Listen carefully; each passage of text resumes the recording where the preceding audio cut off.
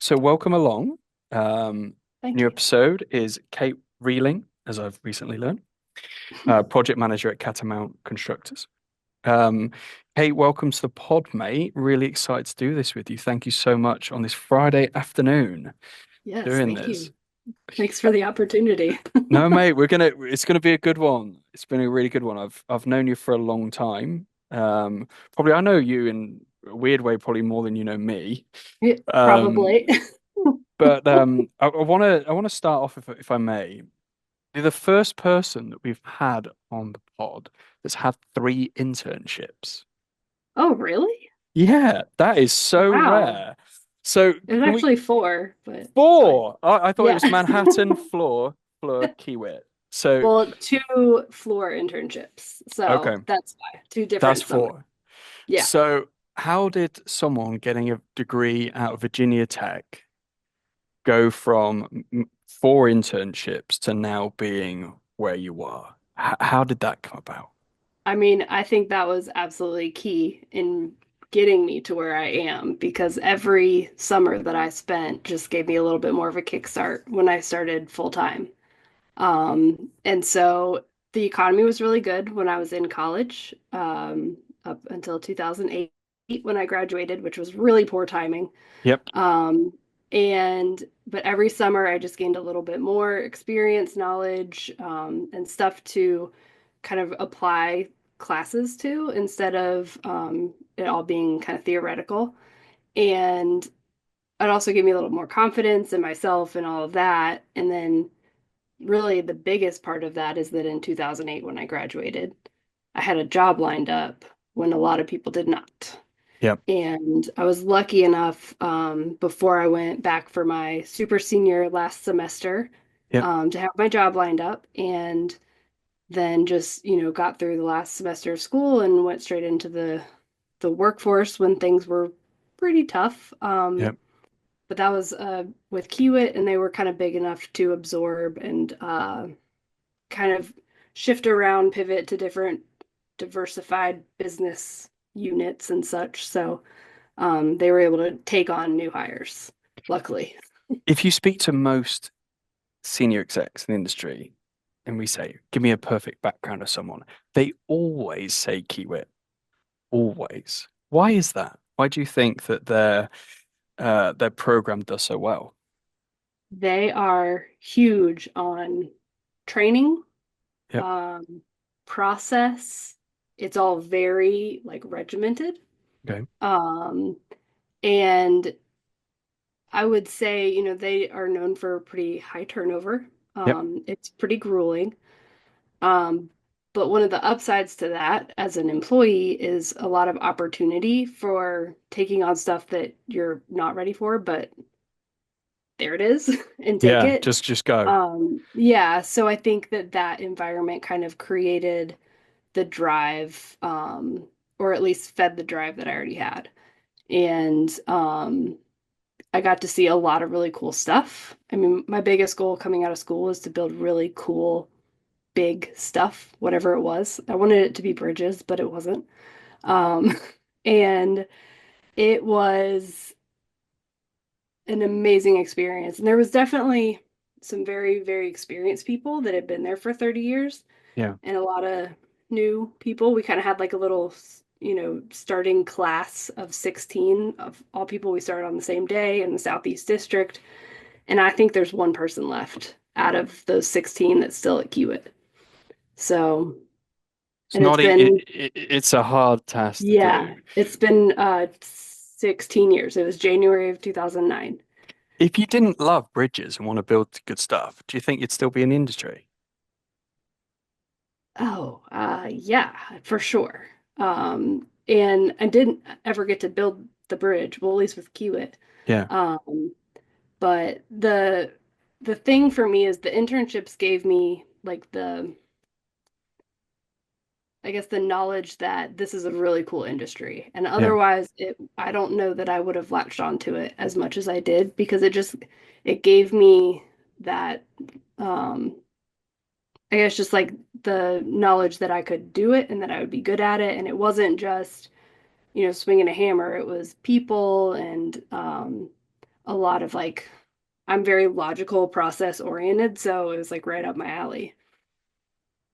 So it is quite an interesting way that you went around it because you naturally gravitated to the project management route. Obviously, I think I read that you did a TBM as well. Yeah, my Um, first project with Kiewit was a tunnel with a TBM tunnel boring machine. Super cool. yeah, there's not many of them. I know there was one in Seattle recently that got done. Why did you take that route? Because going from your degree and your internships, some people go field route, some people go strictly estimating out. What was it about the project management route that really gravitated to your logical skill set that you referenced? Honestly, I just wanted to build the biggest, coolest things. And so whatever they put me on, I was up for it. And I mean, a tunnel is a really cool place to start. I'm not gonna lie. I mean, just the stuff that I got exposed to during that project. I don't know how else you would get that. And I had some really good like experienced folks that I worked with Yeah, that were I still talk to, even though we don't work together anymore, and just they check in on my career. They're fans, like fans of me as a person and want to make sure that I'm successful, even though, we're no longer coworkers. So I it's think rare. It's rare. That's such a it's so beauty of the great. industry. Yeah. And Yep. and and did you see that the lessons that you fostered in that period of Kiwi and your internships, how pivotal were they to your day to day now and what you do? I that is the foundation.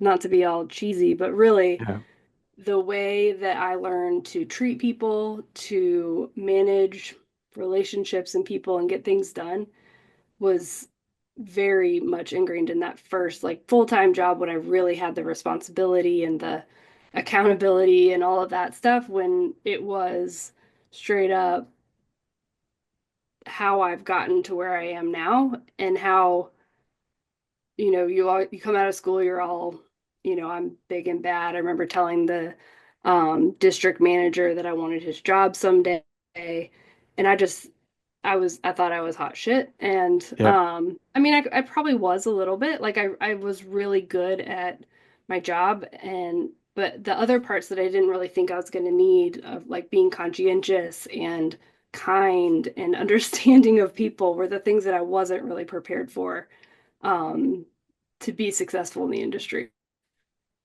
it's quite an interesting way that you preface that because a lot of people that go the project management route, I actually believe it's two jobs.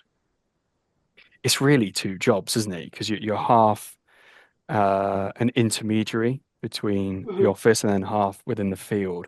It's actually really interesting how similar it ends up being. I know at some point long ago, I was looking, I guess when I left Kiewit, I was looking for a job and I was in the running for a GC that did hospital work. And they told me that I didn't have enough commercial vertical construction experience and that I wasn't going to work out. Yeah, And Um, I remember telling them in my interview, like, concrete is concrete, steel is steel, right? The process remains the same. And they weren't going for it. And I had a similar conversation with Catamount when I was interviewing, and they believed in me, right? yeah, Because the processes of being a project manager and the pieces that you put together and the overall management of the project is the stuff that kind of permeates any part of the industry. What I've been learning now is wood framing, shingles, things that HVAC units, the difference yeah. between furnaces and heat pumps. That was a lesson that I didn't like learning um, because I bought the wrong one. Anyway, but like, and it has served me well. There are, nuances to each type of construction and site work and excavation has its own little things, and Yeah. then now that's just a part of all the things that I deal with on my project. It's an often, I think one of the challenges, I know you're pretty big on this with the ground crew. Um, a lot of the industry and one of its potential shortcomings is that they often hire people who have done it, not can do it. Do you, Yes. as someone who has done the latter, do you see the industry evolving to maybe a slightly different way of thinking where people aren't pigeonholed into doing one thing their whole career? Do you see that changing? I hope it does because I think people get bored. And so that is one thing that a larger company can take advantage of is having those opportunities because a lot of it does translate into other parts of, the business or different sectors of the business. Um, but I think one of the biggest things, I feel like there's a lot of people that are in it because they have to, not have to, but they were expected to, or this is like a path that they just got into. And I want to see more people that think it's cool and want to, build cool stuff and, have a team, all of those things that I love about the industry that aren't necessarily the nuts and bolts things every time. It's more the teamwork and I love a process. I love a rule. Yep. Um, like just give me the process and the rule and I'll just do it, right? Yeah, So, now that doesn't mean I blindly follow and I have thoughts and opinions, but sure. and I think that sometimes as an industry, we oversell the cool factor because it's cool, right? Don't get Mm. me wrong. But the day to day is a grind, and Yep. you have to have some resiliency to get through it. Like I had an absolutely terrible day today where I didn't get anything done. I was on all these trainings. I sat on a Teams call for 3 hours and I was so frustrated, but then it's over. Like it's good. We're done. And now I can move on and tomorrow we'll do it again, right? So Yep. I It think that that's important. it is important, and I do believe we have as an attraction problem coming into the industry. Um, I do believe that there more could be done to celebrate the outcome of what people do. Yes, absolutely. A lot of what we see is, hey, decisions are never made on a 401k or someone can give you an extra dollar. It's the Right. actual outcome and the way you feel and Yep. how you feel driving into Monday morning work is possibly a little bit more important Yes. than just a new job title because it sounds cool. Absolutely. And being able to say I was a part of this thing that you just drove by is one of the coolest things. My husband builds bridges, which is funny Yeah, because that's what I wanted to do. And I mean, every bridge we drive over that he was part of is Brett's Bridge. yeah, And there are like 100 Brett's Bridges around Atlanta. And it's really cool. I'll never forget on my internship with Kiewit right before I graduated, one of my coworkers told me the worst project you've ever been on is the one you're currently slogging through.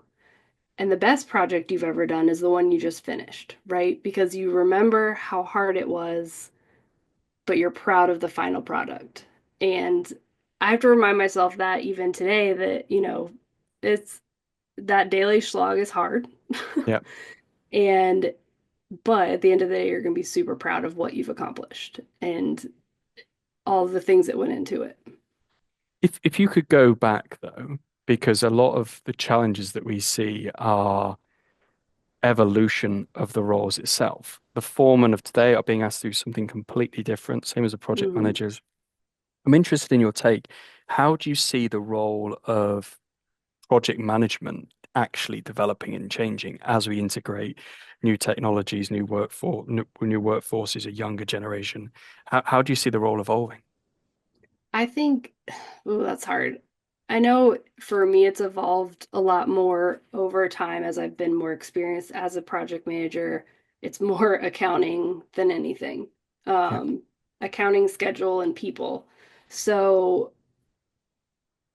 I think some of the tools that we're currently using at Catamount have helped kind of supercharge those accounting tools to be something useful. And I think that finding those markers for what you need to pay attention to using technology is going to be huge. But okay. it doesn't take away from the people part of it. And I think that that's the bit like that's what computers can't take away from any job is Yeah. that actual human touch, relationship, conversation. That's there's nothing that can replace that. Interesting. I agree, and that's one of the reasons I love the industry. As the market evolves and new people are coming into, I think there's one of the things I do see when speaking with high performing project managers and executives is conflict resolution. If you look back in the 80s and people coming in, it's a very different way. How has a good question here might be, given your extensive experience, what advice would you have to people that are challenged constantly with dealing with conflict resolution, maybe with a general contractor, subcontractors, change orders? How have you best navigated that? I would say I haven't navigated it well. Just being fully honest, it's the hardest part of my job, the part that I hate the most. And the things that have helped me is to remember where they're coming from, right? Yep, You know, if you're having conflict or trying to work something out with a client or a GC, you know, you have to realize that they're getting pushback over here and you're pushing this way. And so as I think it's been really helpful for me in a GC role now that I've been a subcontractor. yeah, And so I know exactly when I say something to my site work contractor, I know exactly what they're going to say back to me. And I know exactly what bullshit they're trying to pull. yep, Um, I'm getting better at the other trades, but by far the site work guys are just going to have a hard time with me. yeah, you know all the But tricks. yeah, I mean, I've read 100 books on the subject. I could tell you what they say. That doesn't make it easier. Yep, Sometimes you just have to do it. Just rip the band-aid off, eat the frog. That's the other thing. The thing you don't want to do, eat the frog first thing in the morning. But it's very important to just remember that everyone's a person, yeah. right? And they're just doing their job like you're doing your job. See if you can come together and make something that makes you both not look terrible, right? I know you've referenced this in potentially at the Kiewit days. I'm interested to hear from someone with the experience that you've had on working both sides. How would you define a high performing team from a project management level? How would you sum that up? So I think first and foremost is people that are working for each other in a way like to be successful as a team. And that is, you know, not stepping on each other's feet, getting in each other's way, being upfront, honest, working as a team. And I think respect and trust is a huge thing. And then, you know, you all have to want the same thing. And some people want to come to work and do their job and then go home. Yep, Some people want to go to work and just kill it every day. And then there's some people that have a hard time getting out of bed. And then there's like the combination of all of that, yeah, right? And some days people have good days and bad days. So I think that, you know, knowing your team enough to pick up where they're low that day or to bring each other back up is incredibly important. And that is one of the hardest things. I mean, personalities, people, emotions, feelings, that's hard. And it's hard to navigate with other people, right? Like I can check myself and be like, okay, calm down. But that's hard to say to somebody else because that doesn't make them calm down, right? yeah. It's a truly a, and I think to unpack that, depending on the size of the project and where you are, you might have a smaller company where you can be a little bit more entrepreneurial. You can maybe take more chances. And if you work Hmm. with a larger scale, there's more frameworks, more decisions, maybe a little bit Right. more bureaucracy. Um, but but conducting cold and hot feedback loops is really the Yeah. key. Yeah. And otherwise we advise a lot of people to do that. That avoids a lot of dumb shit. Yeah. You know, we do Yeah. hot debriefs and cold debriefs. If you're going back though, and you're looking at if you're going back to do it all again, and you want to go the project management route, what would you want to know that maybe you didn't know before? This is advice that was given to me, and I just didn't listen to it. So I would tell myself to listen to it. but it's a marathon, not a sprint. So working 80 hours a week for 5 years ain't it. It's just not. There are going to be days, there are going to be weeks, maybe months that you are working like that. And you have to take care of yourself. Um, but if you want the longevity and the career that lasts, Yeah. you have to take care of yourself. I'll never forget my mom told me I was like a year into my career at Kiewit, and she said, "You're gonna kill yourself by working too hard, too many hours, and they will have someone in your desk the next Monday morning. Yep. You're not that important. Like, no offense, sweetheart, but you like the job still needs to be done whether you're there or not. And if you keel over from stress, someone else will take over." That's a topic I'm very passionate about. We Same. we hired a she probably won't listen to this because she's bit we call her a bit the oracle. We hire a head of neuroscience in our company. Oh, I know, right? It's interesting. a glossy term, yeah. We so my background, I former commando Green Beret soldier. I left school at 16, so I'm always the dumbest person on a call. But I was acutely aware, and having done this for some time, that the mental health of employees is potentially the most important, if not the most important thing. And suicide prevention in the industry is something that I've put my money where my mouth is. We're doing our own thing. How do you, given what you've gone through, and I will get to my question, I'm just trying to contextualize it. How do we, as an industry, look after people better? So I think that some of it is just generational. I just pick that up, put it over here because I don't know what to do about that. Yep. And it's all generations, right? Like the Mhm. older folks that are like, rub dirt in it, you'll be fine, to newer coming in that have more feelings. Yep. I have a lot of feelings, but I've learned to, anyways. I think that building teams is the biggest source of making people feel like they belong, like what they do is important, and have people checking in on them. And if you don't know your people, how do you check in on them? I also think that I don't know if this is, I don't know how you teach resiliency, but like sometimes days just suck. Some days I go home and I don't want to make another decision. I don't want to be looked at sideways. Like I had it all day. Like I don't need it anymore. And so I think like setting those boundaries and saying, okay, I'm home now. Like no one can Yep. hurt me here. Yep. But I think the only way to solve it is through caring about people. It's literally that simple. Um, it's simple to say. Simple to say, It's difficult to hard to do. execute. Yes. And the challenge is there's a few things that we can unpack here. One of the things I'm really interested in your thoughts on this.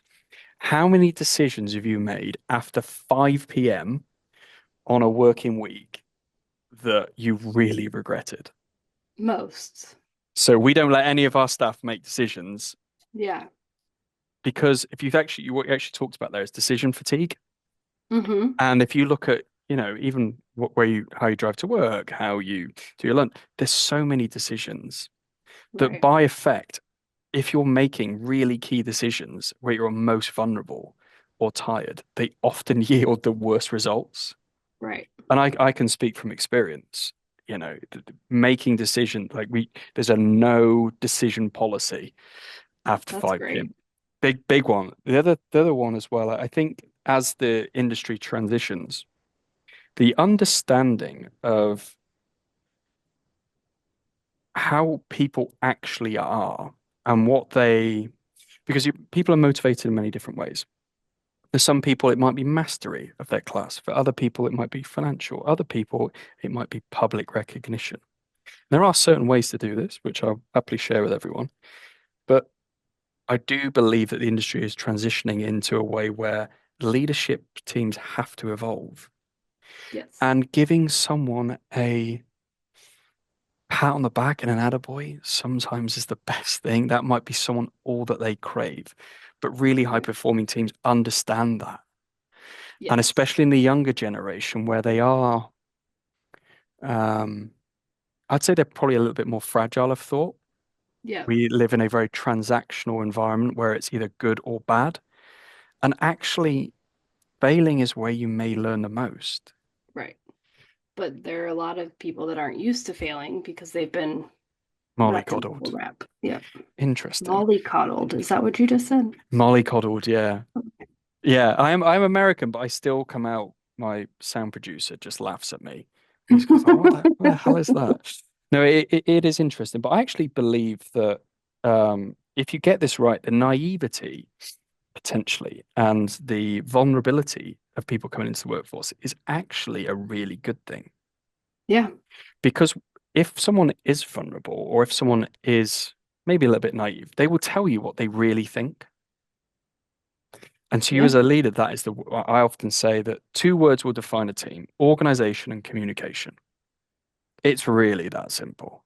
Yeah. You can put whatever you want. If you've got a team that's super organized, communicate effectively, you'll go really, really far. Yeah. So as you, there's a lot of changes happening. You've got tariffs coming, you've got the build to rent model, which I know Yep. there's if you were the department of, you get appointed tomorrow and Of course. you are the head of construction for the industry. What would you like to change? Probably the litigation, cover your ass kind of way that things have to be.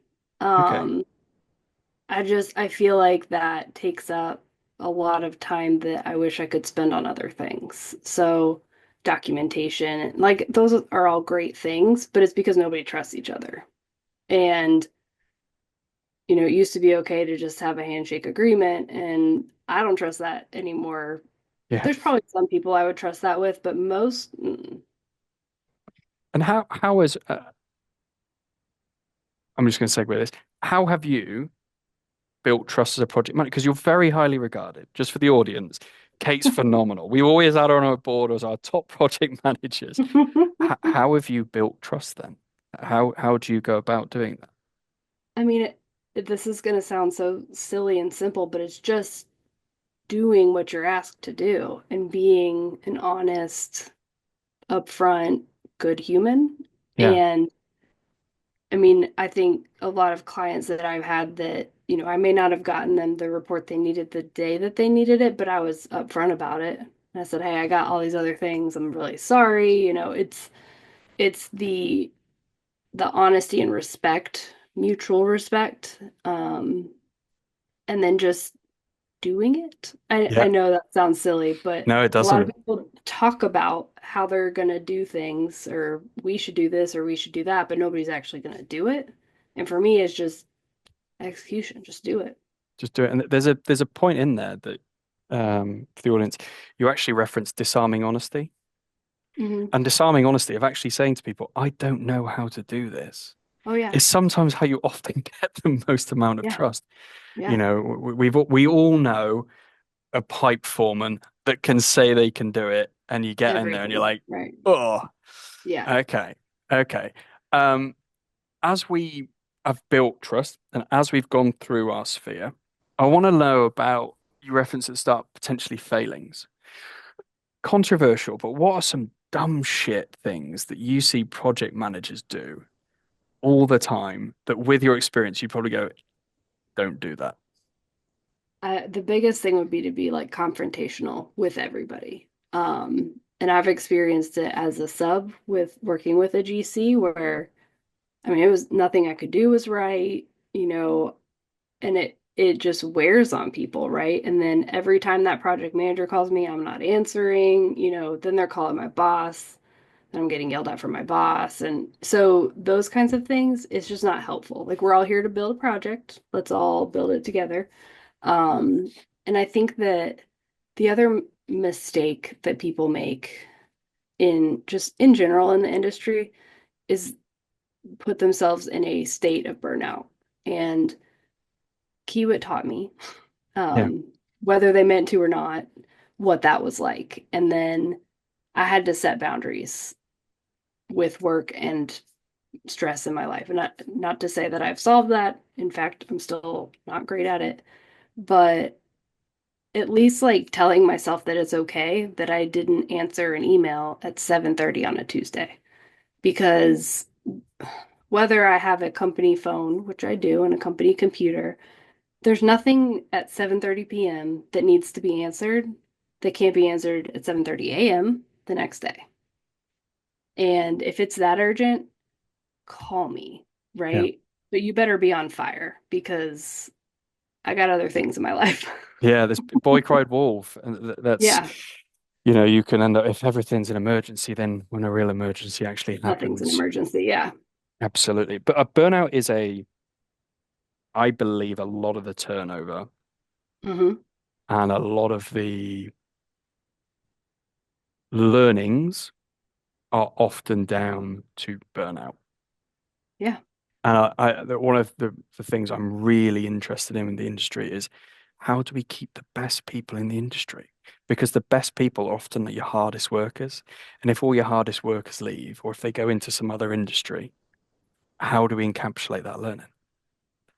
Well, and I think it's also different. People have different definitions of burnout. And I think that there's kind of, I know at least early in my career, that was a point of pride, right? Yeah, Thursday, you leave and it's 7 at night, and everyone's like, "Oh, a half day," or I remember my first week when I worked, yeah, 60 hours. It was like this martyrdom of, I work more than you, and that is, it's still a thing. I think with age and wisdom, I don't care when people say that to me. All I hear is I have nothing else to do, or I don't yeah, care that much about the people in my life. Now, there are days, there's going to be days, right? But I think that there's a lot of chatter or something. Maybe social media is causing it, but everyone's all burnt out, everyone's stressed, and I don't think that everyone's really that stressed. They just haven't really experienced anything stressful, really stressful. can you tell me about some times where you faced that? I think the biggest thing that changed my perspective is my dad had a heart attack in 2020, and my life like flipped upside down, right? And Yeah, I was still working. I was coming traveling back and forth between Atlanta and South Carolina to help my mom. My dad was in and out of the hospital. It was not good. And I would have these GCs calling me complaining about I only had three guys instead of seven or whatever. And I was like, okay, what do you want me to do? There are no guys to give you. And you weren't ready for us in the first place. Like, it kind of like just completely shifted my perspective of like what's actually important. And I'm going to do my best to make it right and make my promises come to life. But if I can't do it, I can't do it. yeah, You know, call you're a the superstar. authorities and arrest me, you know. I'm sorry to hear that. And it's unfortunate that those kind of events have to happen. Yeah. People realize it. A great question. Um, I actually came up with this. So obviously, only time Brock's laughing here. I'm not going to say that often. I said to our new CEO, she's working every hour under the sun. She's killing it. I said to her, if you had to do the same, if you had to achieve the same outcome, but you only had 3 hours a day, what would you do differently? And by asking that question, I actually realized that 70 or 8% of it shouldn't be done.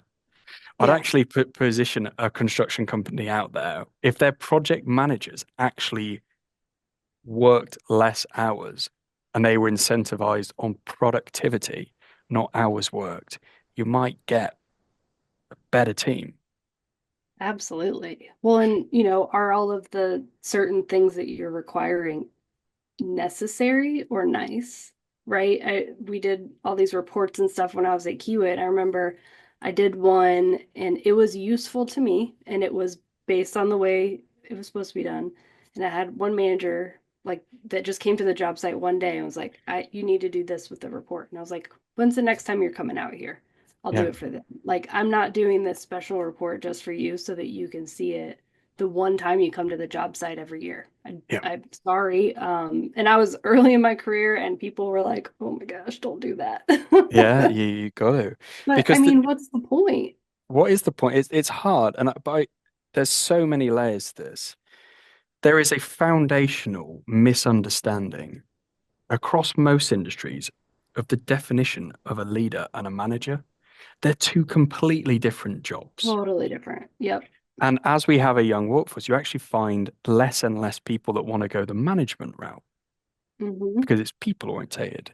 In your experience, and I know you probably worked with some amazing ones, what do you believe defines a great leader and also a manager, if you may? Sure. So I think good managers are organized and um, have reasons for things. That's Okay. super vague. But um, leaders um, are willing to jump in the trench with you Yeah, without a second's notice. And even though they have more important things to do, maybe at that moment, but helping you and jumping in and not just saying you should do this or you should do that is the most important thing to me. I agree. Um, and I also just think that, good leaders know their people, care about their people, and honestly do, not just because they're supposed to. Um, they're fair. Managers are fair too. But I think that the willingness to just jump in and help is the biggest leadership trait that I like or look for or Yeah, it's a really aspire to. it's a really good one. I'd even add good leaders make other leaders Absolutely. because otherwise I know there's a whole bunch of companies out there and they have if you really look at most low performing GCs or subs, they probably let's say have a workforce of 70. There's probably only five or six really good people. Right. And they're And probably taking 80% of the load. yeah, they get burnt out. Okay. Where would you like there's a lot of talk about retainage fees and there's a lot of talk about all sorts of things. If you could wave your magic wand, aside from litigation, what would you like to change? I hate for my subs, and when I was a sub, pay when paid and retainage. Um, I like those. You just said those. Because it hurts their ability to do more work and it just holds them on the hook forever. Like I've had retainage held on my site work contractor for 14 months on my project, and they only have one minor thing to come back and do. Um, and I mean, it's a lot of money. And Yeah, so I I hate that. I know why it needs to be done, and it's kind of a standard. Um, and then pay when paid, like for small subs, that's hard. That is really really, hard. really hard. And that, just the process on my current project, we do a draft pay application on the 20th or the 25th. We have subs billing through the 24th. Then I send a draft, then we send the final on the end of the month. And then 45 days later, we're getting paid by the client. So a lot of times by the time a sub submits a bill and gets paid, it's 60 days. And I know that's tough for cash flow. Really, cash flow is king. Yeah. And the other thing as well with the industry, the way it is, Yeah. you can't deploy capital You Right. can't actually take. How do we get away from a race to the bottom on bidding project? How do we get away? Oh my gosh. How are we going to get away from that? Because it If never we solve works. that, we're going to be millionaires, billionaires even. I think I've got a good idea, but I think that I'm in a little bit of a different situation now as a GC for developers and private developers. There's sometimes a little bit more room for value added kind of yep, stuff, right? Um, the problem is that the banks, if it's being funded by a bank, they don't care if your site work contractor parks their equipment all nice, right? That's just, I don't know, they don't care, right? And yep, does it cost more or not? And I wish that it mattered more because nothing is more frustrating than getting the lowest bid sub and they don't perform at all or barely perform, right? And you're just kind of egging them along the whole time, or, you have no other option, right? You're going in the hole because they're not sufficient. I wish I could solve that problem. I would love to. But you said you have an idea, so tell me. yeah. I actually would steal what they do in the oil and gas industry. Um, they actually call it keystone deliverables, and what they would do is, let's say there's 100 action items. They put a percent, so there's a percentage to, like, if you do it on a time delivered, Mm, there is a percentage on QC, quality checking.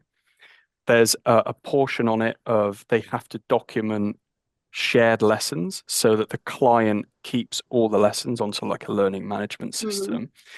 And then they also make sure that they do like a 360 feedback. So they'll have to, they actually, the general, if so, the project managers, for instance, you would actually ask the superintendent, the foreman, what their feedback was.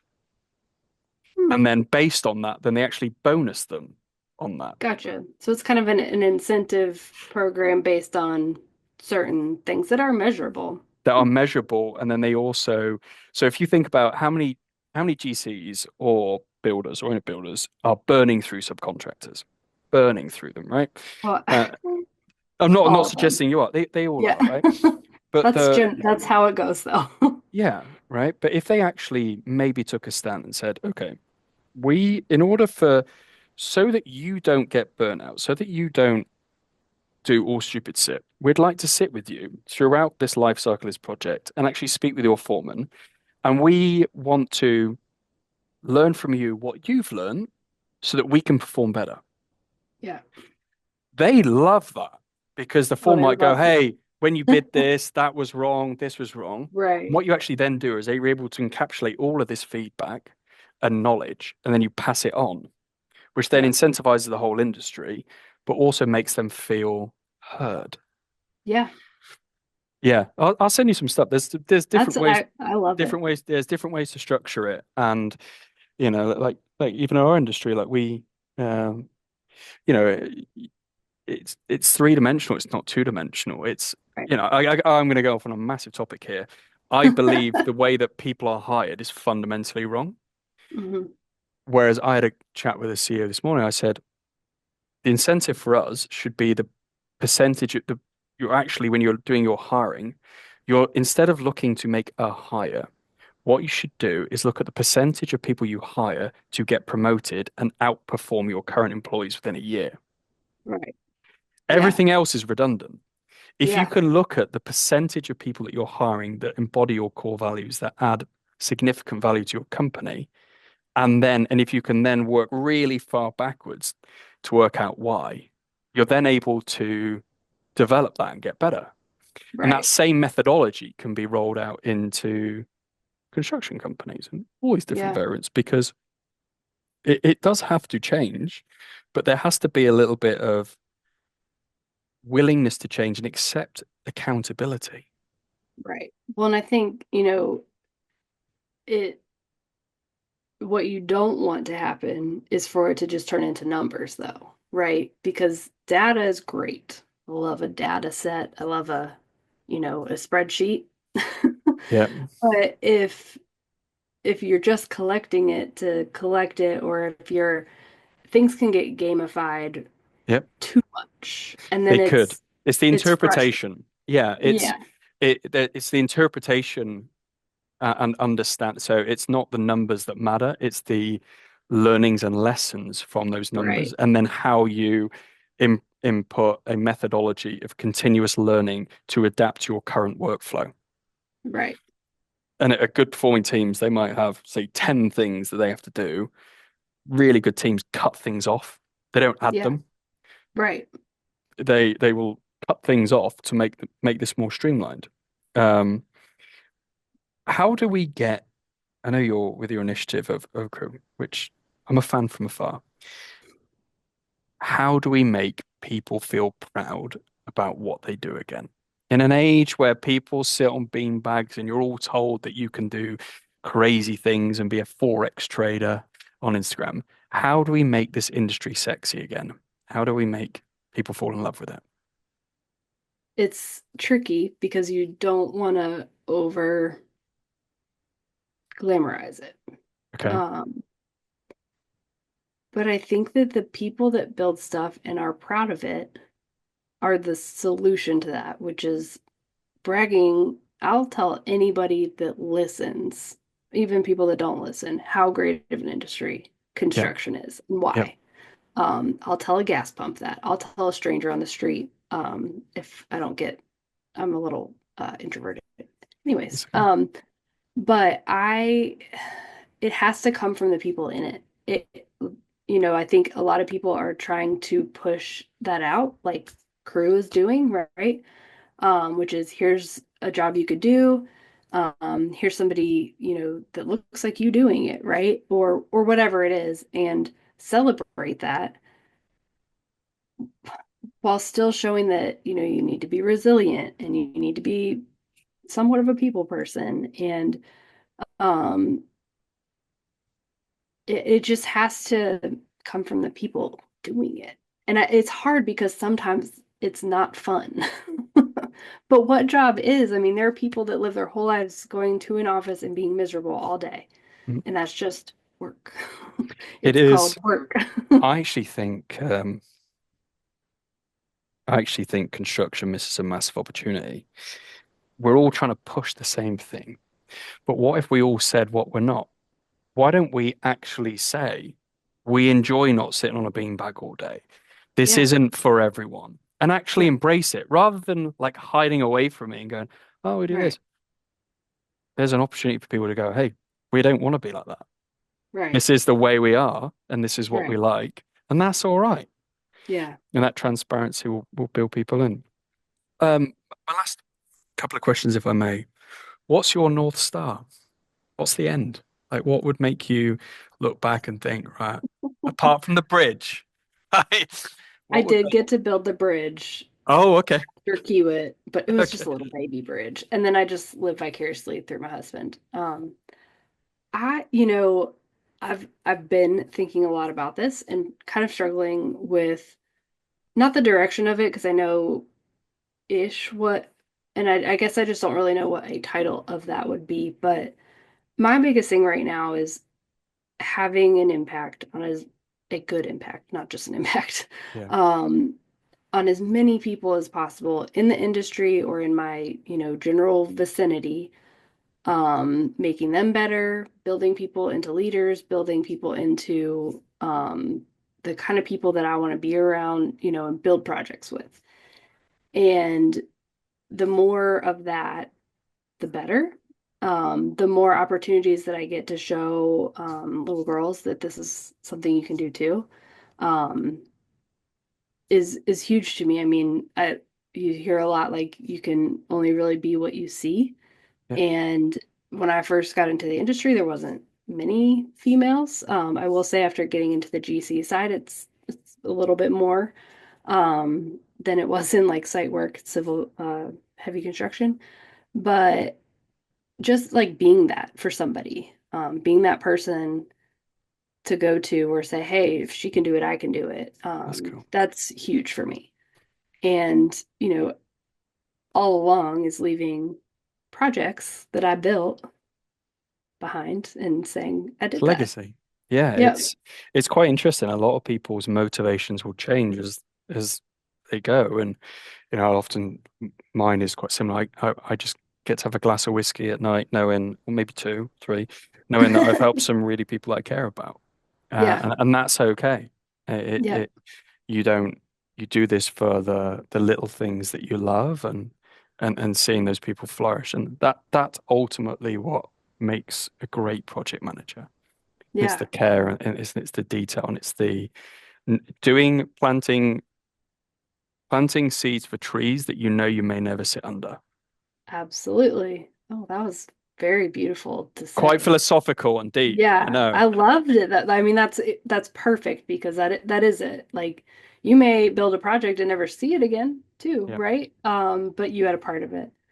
And I'm definitely like at this point in my career, 15-ish years in, that is my focus is shifting away from developing myself, which yeah, is a constant work in progress, right? And yep. I am We can learning never all, complete it. We're yeah, all trying to do our best. Yeah, right.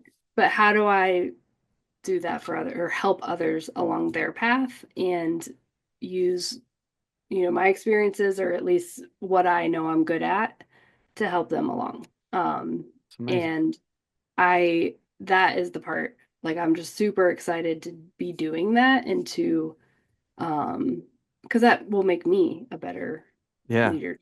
And are you okay as we come to an end? Are you okay with people reaching out to you because it happens weekly when we ask this?